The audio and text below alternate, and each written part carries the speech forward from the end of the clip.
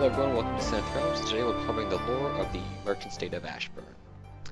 The merchant state of Ashburne is located on the border of the Eastern Territories along the central Illyria Mountains, south of the Unterschied, and north of the Southern Kingdoms, and largely focuses along the two main rivers flowing through the region, the aptly named Ashburne River and the North Aver River.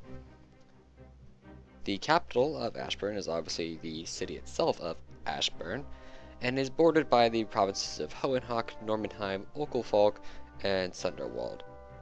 The major cities within the region are Ashburne, Wessend, Averheim, Seven Pines, Ravensport, Fehrenfalk, Port Tebor, Grenzdeldenburg, and Lagenstadt.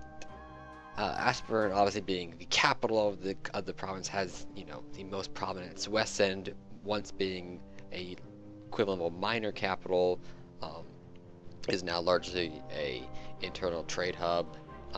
Same thing with Averheim. Averheim is also a major trade hub as it's on a convergence of rivers, hence it gets more trade.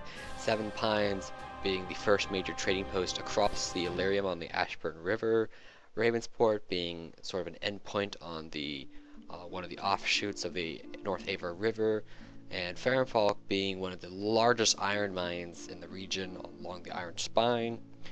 Port Tebor being merely a waypoint for people that are transferring further north from the North Aver River towards the Unterschied, and Grenzdeldenburg being also a major mining town and also a Demiri ruin along the Illyrium just south of the Ashburne River, and finally Lagenstadt being a major way city for those crossing the Illyrium heading up north towards the Unterschied. The primary income for the region has transmuted from farming over the years to largely comprised of trade and iron mining and iron manufacturing. The kingdom was previously known by the names of the Republic of Ashburne, the Republic of Westend, Kingdom of Seven Pines, Republic of Ashburne, the Union of Westend and Seven Pines, and as we go into the lore, all those names will begin to make sense. Ashburne itself was formed out of the Umani kingdoms of Aston, Barmur, and Nitmor in the year 1227 PCS, so about 1,200 years before the rise of the Sink. It was one of the first modern states to form out of the Eastern Territories, adopting the name Ashburne. Being the largest and probably most well-established kingdom in the area, it began to attract a large amount of commerce for the time period, and quickly began increasing in mercantile power, and which allowed the family of Aston, or the city of Aston, which eventually became Ashburne, to drain the economic power of the other two kingdoms of Nietmore and Bumor, which eventually resulted in them being reduced to a mere waypoint and a farming town, respectively. By 1045 PCS, Nitmore had ceased to exist entirely, and Burmore was reduced to a mere village and would never again rise to prominence. In 1001, Ashburne fell into civil war between the ruling nobility of the Backyar family and the leading mercantile families of Ash, Remyor, Wesh, and others. The civil war lasted for 13 years, during which the Greymore family was entirely annihilated, and Backyar was pushed east into what would become modern-day Fehrenfalk. With the Backyars removed from power, the Ash and Wesh families set about establishing a new government that would allow them to share power, which led to the rise of the first merchant state in the world in 987 PCS.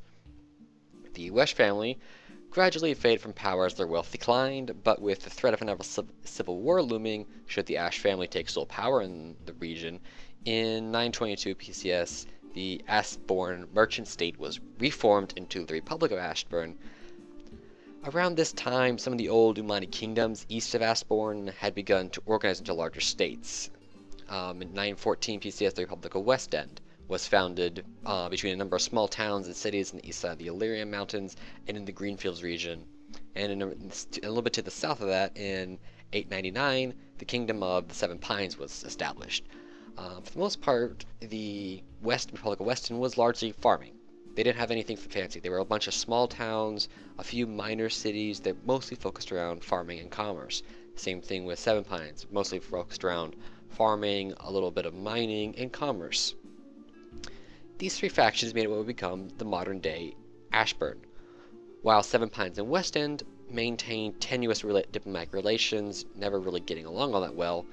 Ashburne maintained little to no relations with either, seeing as they were across the mountains from each other, and travel between them was challenging. In spite of the intense rivalry and hatred that spawned between them, as I previously said, the dangerous trek across the mountains prevented any major conflicts from starting, because no one wanted to send an army across the mountains when they would probably lose a third of their troops to, dangerous terrain and poor weather. West End and Seven Pines fought several wars over the next 400 years, mostly over land titles, trade disputes, simple boredom occasionally, and just, simple rivalry of, hey, we haven't fought each other in a few years, let's have a small beat it up along here at this field and see what happens, silly things like that. Fast forward those 400 years, in 443 PCS, West End, now called West End, lost a war to Seven Pines, which led to the formation of the Union of West End and Seven Pines, which would last for the next 150 years or so. Basically, the two kingdoms had grown enough together in terms of who was in power, but it was basically the thing of like the European ruling monarchs and how all the families sort of became intertwined. That basically, Seven Pines will say, hey, technically we own you guys now. West End was like, no, you don't. Seven Pines rolled in with a massive army, beat the shit out of West End, and took it over, while allowing them to maintain sort of a dual control over the region, because at that time, trying to exert that much control with such a small army was nigh impossible. Fast forward 150 years, Ashburne, now called Ashburne, had continued to rise in merchant power and prominence, while West End and Seven Pines had been fighting their wars, and as a result, had made strong alliances with the city-states of Ravensport and Verkthals, and the larger states of Oglefalk, Hohenhauck, and Sunderwald. In 362 PCS, Ashburne, with a combined armies with Ravensport, and with auxiliaries from Hohenhauck and Sunderwald, for the first time in several hundred years marched over the Illyrium and sieged West End and Seven Pines, bringing both capitals to their knees in a matter of months. West End and Seven Pines were both annexed into the state of Ashburne in the ensuing treaty, and 5 years later, in 357 PCS, Ashburne peacefully annexed the city of Ravensport while allowing them to maintain high levels of autonomy in most aspects of their society, mostly from the good relations. This annexation brought about what we know today as the modern state of Ashburne, and establishing what, for the most part, the current province boundaries, extending through what was 3 regional kingdoms and including all the territory that Ravensport itself controlled. The peace, however, was far from conclusive, and major trade rivals between Ashburne, Seven Pines, Ravensport, the new city of Averheim, and to a lesser degree West End, quickly began to brew. Obviously, there's an extreme number of alliances. Ashburne was friends with Averheim and Ravensport. Ravensport was friends with Ashburne and Averheim. West End and Seven Pines were friends. West End was also friends with Averheim to some degree, but there was a bunch of alliances that never really worked together. As a result, all 5 of these cities began cultivating strong merchant classes and courting the purse strings and merchant companies of the provinces surrounding Ashburne and the Windhawk Sea. However, the catch to the whole rivalry was that all trade had to pass through Ashburne, because Ashburne was at the last convergence of rivers. That's where the North Aver River and the Ashburne River converged into solely the Ashburne River. So any trade that wanted to go inland had to go through Ashburne, because it was by far the cheapest method of trading was through the river.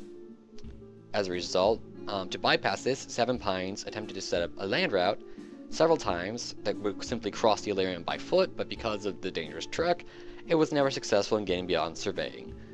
As a result, Ashburne could tax any rate they wanted on trade, passing through, give it any level of tolls, and could give favoritism to certain cities and companies that were in their good graces. Not only were the eastern cities affected, but the provinces further east began to suffer under the heavy taxes and tolls. This led to the modern-day poverty of most of the eastern provinces of the Illyrium, and also contributed to an increasing hatred of Ashburne east of the Illyrium. The earliest guilds, mostly merchant, thief, and smuggling guilds, began sprouting up in these cities around 277 PCS, in an attempt to bypass Ashburne's various taxes, tolls, and levies. In response to the smugglers coming out of West End and Seven Pines, Ashburne and Abraham jointly sabotaged nearly every ounce of trade going upriver beyond their cities by building low bridges across the rivers that were impassable to any boat and barge. Basically, in a single asshole-ish move, Ashburne single-handedly cut off all trade to everything east of the Illyrium in their region, and basically permanently turned that area into an impoverished backwater region that can barely sustain itself. The effect gave Ashburne and Abraham nearly 100% control over all the trade heading up the Ashburne and North Avon rivers, obviously. Ravensport, being in good graces with both cities, avoided this barricade because Abraham didn't put a bridge across their northern juncture, and same thing with Ashburne. They only did it along the Ashburne River, blocking Seven Pines, and Abraham blocking West End, respectively. And as a result, Ravensport was able to continue to thrive and expand into the big city that it is today. Over the next several hundred years, there's the obvious staggering decline of West End and Seven Pines to basically West End turning into a farming town with a lot of slums, and the very elaborate and glorious castle of Seven Pines falling into disrepair, and the entire basically kingdom and barony under Seven Pines falling into entirety poverty. In 132, before this thing was formed, large amounts of iron were discovered in the village of Fairmfolk, which was technically under the control of Ravensport. The next 10 years saw a massive buildup of the city and its northern twin, turning into a massive power that could almost be classified as a city-state. As a result, Ravensport wasn't entirely happy about this new city that all of a sudden sprang out of nowhere, basically, and was now rivaling them. And Ashburne wasn't too happy because Fairmfolk was basically sending supplies straight south over Greenfields to West End and Seven Pines, basically ignoring all of the blockades they had put in place, which greatly benefited. Basically was kept West End and Seven Pines going for the next 200 years or so. However, this rivalry did result in the First War of the Iron Spine in 130 PCS 2 years later, after Fairmfolk came to complete prominence. And basically, Ashburne was kind of sick of it. And while the modern city of Fairmfolk is basically a giant elevated city, it's a modern feat of engineering, the old Fairmfolk was merely an enclosed series of houses and workshops that were basically multi-level palisade and low walls. There wasn't even stone walls set up yet. And basically, Ashburne raised its levies and just waltzed in and took everything, and basically put Fairmfolk under their complete control for the next 200 years, basically.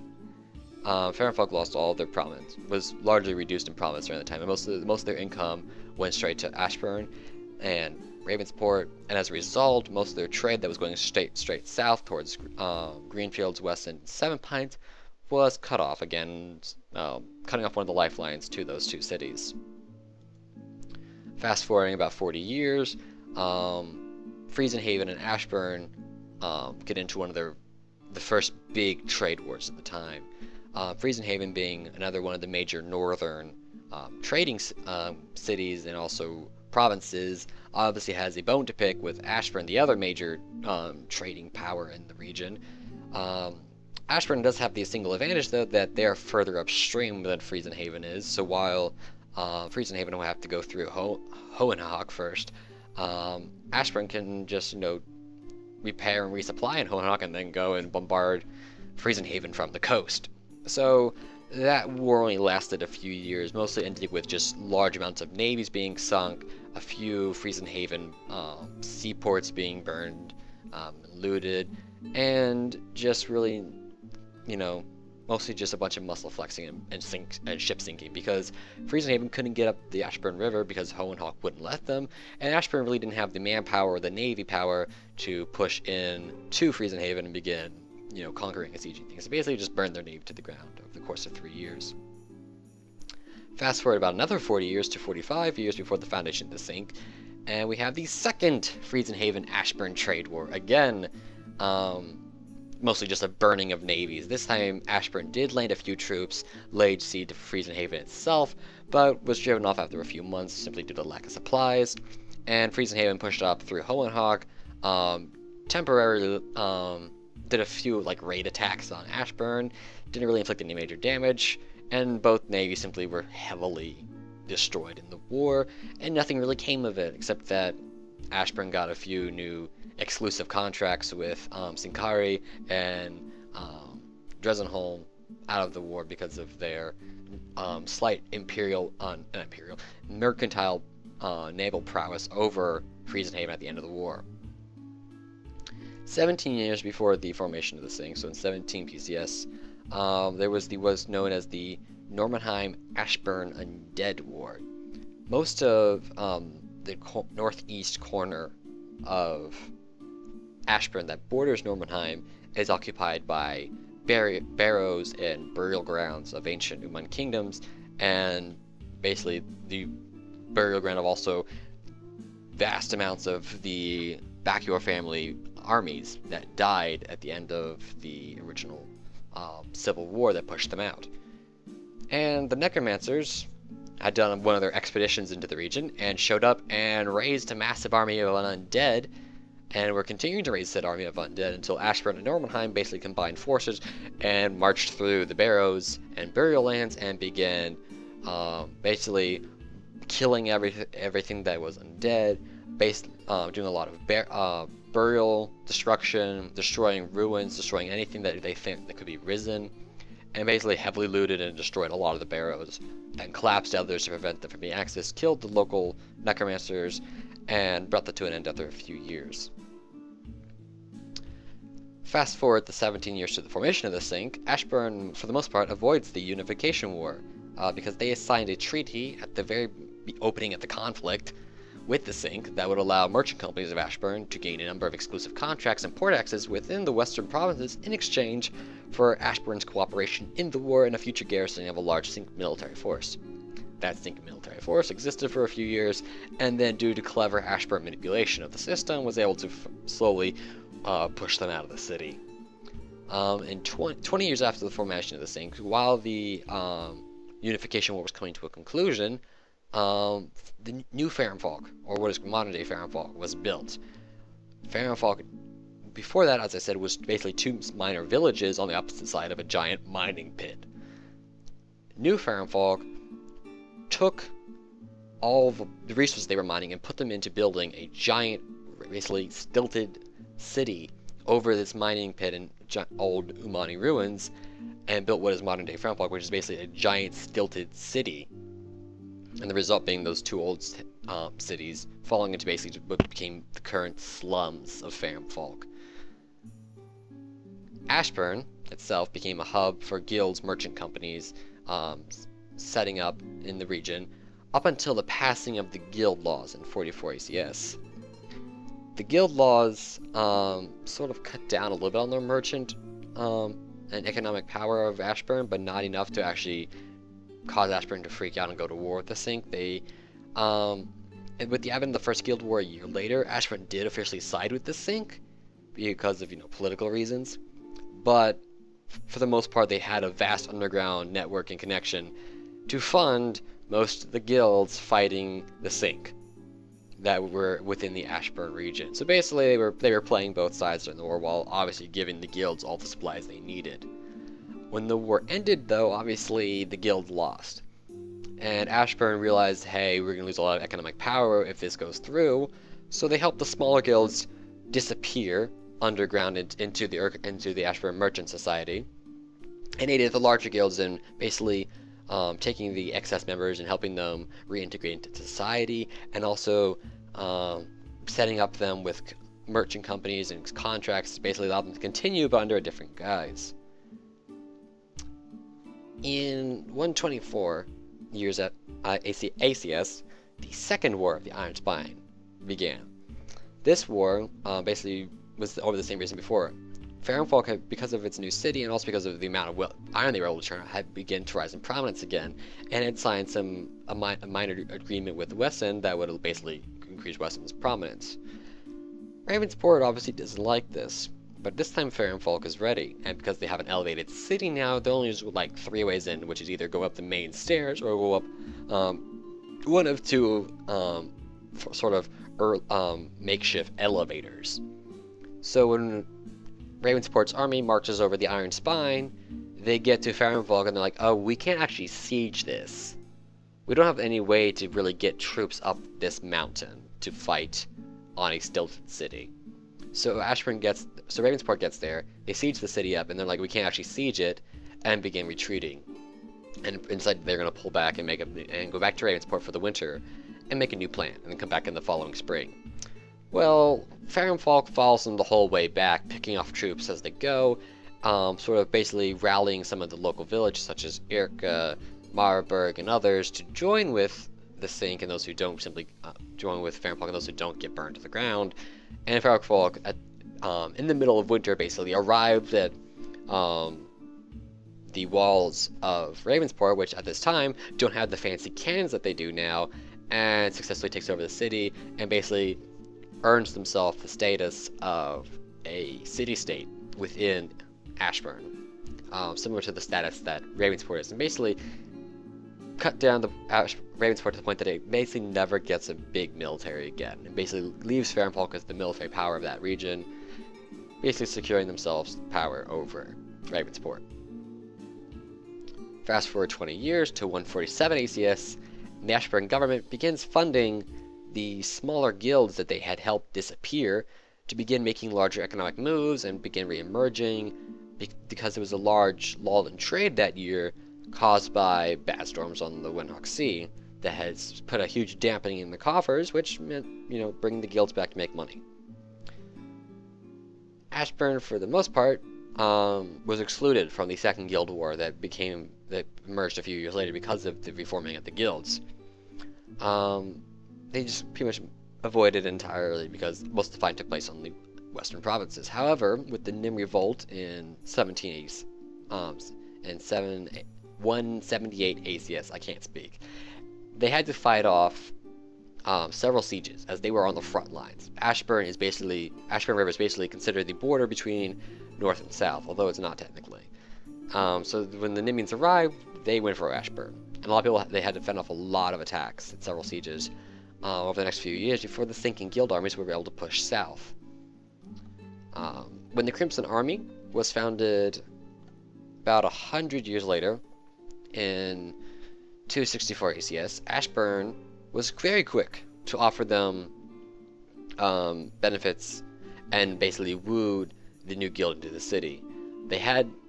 Ashburne had decent relations with the ERA, and when they began splitting apart, they saw the chance to basically pull a giant mercenary force into their fold that would increase their strength, and were quick to bring on the Crimson Army, which became the Crimson Legion, basically allowing the Crimson Legion to be based out of Ashburne and give them a whole lot of bonuses and unique contracts and deals because of said effects.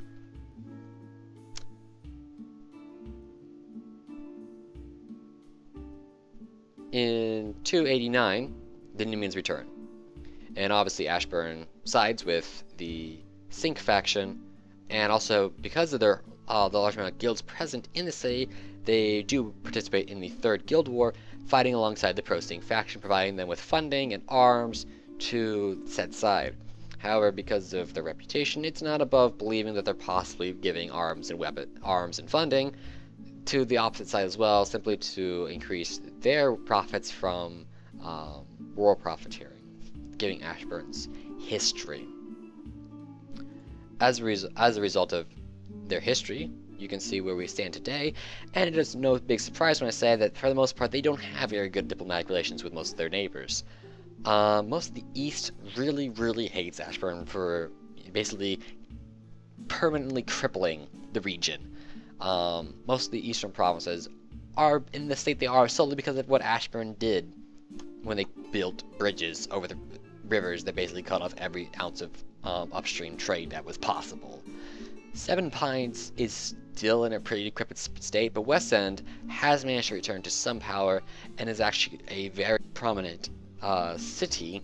And as a result, with the advent of the airship, both West End and Farrenfolk have become much more prominent trading powers, since they can bypass most of Ashburne's tolls and levies, because they don't airships don't have to listen to bridges. They can just fly wherever they want to fly, which has given some lifeline to the eastern provinces. So Oaklefolk doesn't really have good relations with Ashburne anymore.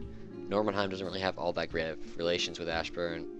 Ashburne does get along, however, outstandingly with Hohenhawk, obviously, because without good relations with Hohenhawk, the same thing could happen to Ashburne, which they did to everyone else, because the Ashburne River flows through Hohenhawk before it reaches the sea.